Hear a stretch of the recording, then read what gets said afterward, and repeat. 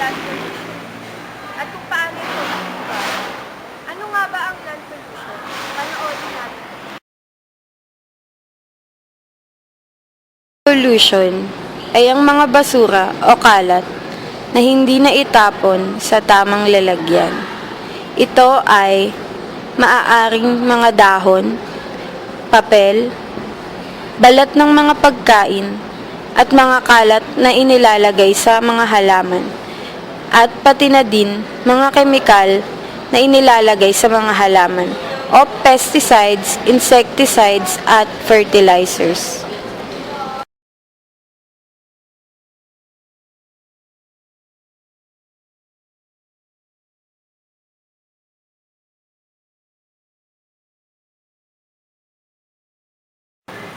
Ito ang isang paraan kung paano natin maiiwasan ang land pollution, ang pagsisegregate ng kalat.